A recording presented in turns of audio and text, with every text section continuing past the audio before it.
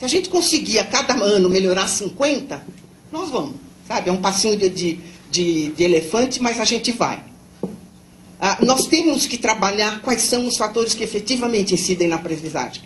É o currículo, o professor, a didática, a gestão do ensino-aprendizagem, a avaliação, os indicadores de qualidade. Mas a gente não sabe o peso que dá para este pacote. Como é que a gente empacota isso, considerando que as escolas são muito diferentes, as regiões do país são muito diferentes? E aí é que entra a utilidade dos indicadores da educação. Quer dizer, nós conseguimos construir um sistema de avaliação sofisticado e de excelente qualidade. O problema é que o nosso sistema de avaliação é melhor, até hoje tem sido eficiente para medir a nossa desgraça. E tem sido menos eficiente para ajudar a gente a pensar como é que sai dela. Então, acho que nós temos que começar a olhar para os dados de avaliação. Quais são os indicadores? O IDEB, o Enem, que dizem agora que vai ter a métrica que permite a comparabilidade. Eu não sei, talvez a Regina saiba um pouco mais dessa questão, é uma questão mais técnica, mas é absurdo a gente fazer o que está fazendo com o Enem, comparando escola, porque o Enem não serve para comparar a escola.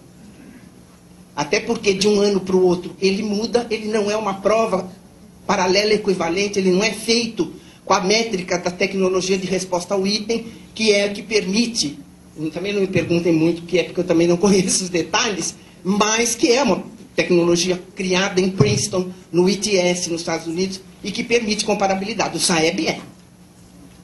A prova Brasil é. E a prova Brasil, além disso, é universal. Então, ela nem tem problemas de comparação, Agora, nós temos que pensar nessa questão. Como nós não tínhamos um currículo, a nossa avaliação começou a determinar o nosso currículo. E isto é uma coisa...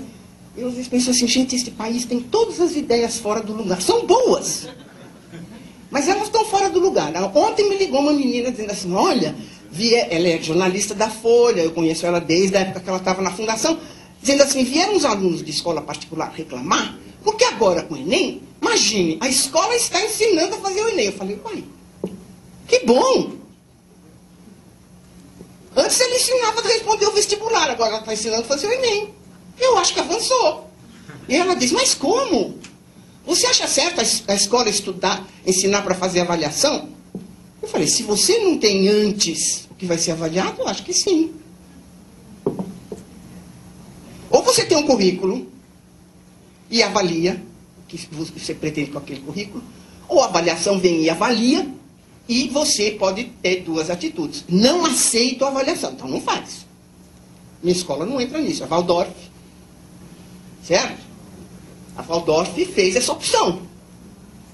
Ela é teosófica, ela tem todo a sua metodologia, ela não quer que os alunos dela sejam comparados. Ou bem você faz isso, ou se você faz avaliação, você tem que ensinar a fazer avaliação.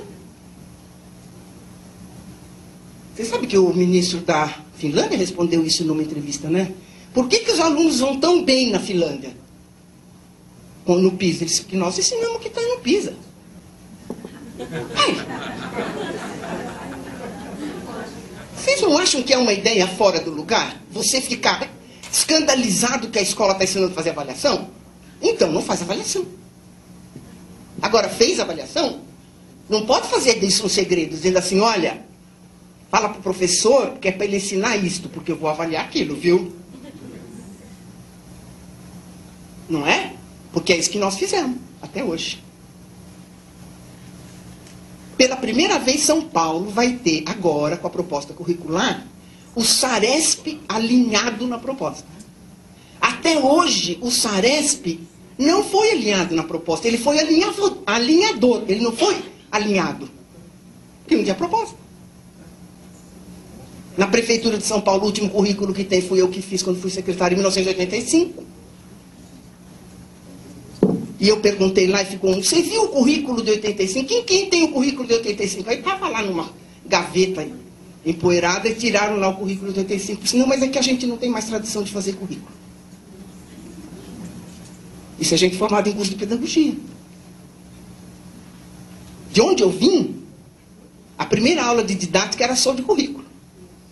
A integração vertical, não sei se vocês lembram, da Melinha Americano, tão bem, eu me lembro dela na USP, dando essa aula, que uma disciplina tem que estar integrada com a outra e uma série tem que estar integrada com a outra. Então, o currículo tem duas integrações, horizontal e vertical. E ela tinha aquele jeitinho de dama, e era a primeira aula de didática. E, de repente, nossa cultura não tem mais currículo, perdemos, né?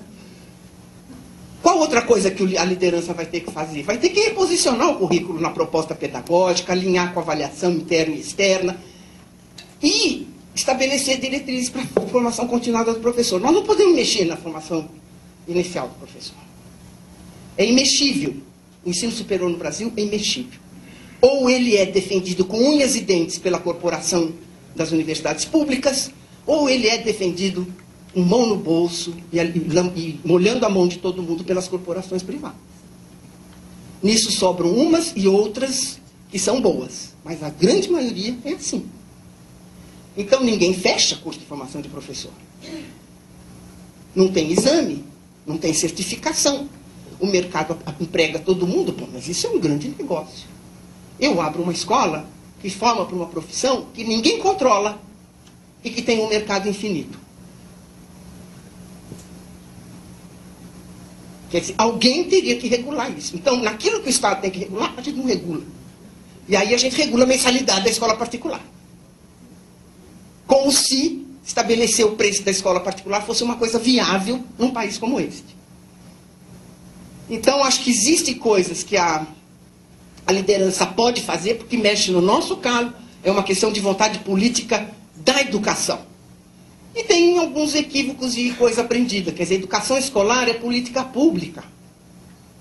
E é muito importante que num país federativo ela tenha mediações. Não adianta pensar em projeto em Brasília e jogar na cabeça dos professores. O PSDB fez isso e o PT está fazendo a mesma coisa.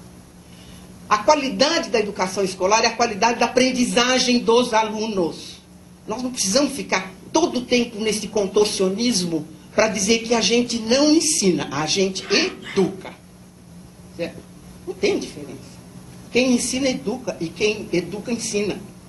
Está lá a Ana Arendt falando isso. A qualidade se promove dia a dia. O currículo é nacional, mas sua aderência tem que ser no contexto. Então nós temos que aprender a fazer esse movimento. Eu sinto muito que a gente nasceu num país tão grande e tão diverso. Nós teremos no futuro uma expertise curricular muito maior do que a Bolívia ou o Chile, que são países unitários e pequenininhos. Nós vamos aprender a colocar na educação aquilo que a ecologia já consagrou. Pense globalmente, nacionalmente, planetariamente, e atue localmente. E o currículo e a avaliação são inseparáveis. Currículo vem primeiro. Sem currículo, a avaliação não é transparente. Eu acho que tem uma frase aqui que fala bem para a gente do uso dos indicadores. É do Creso. Creso é um educador muito competente que trabalha na PUC do Rio de Janeiro. E ele diz, nesta era, avalia-se o que se valoriza. Não dá para avaliar e ter indicador daquilo que eu não valorizo antes. O que eu quero? Eu quero as competências, não quero as competências, eu quero outra coisa, né? E valoriza-se aquilo que é avaliado positivamente. Eu acho que isto é um texto para a gente pensar um pouco mais sobre a questão dos indicadores.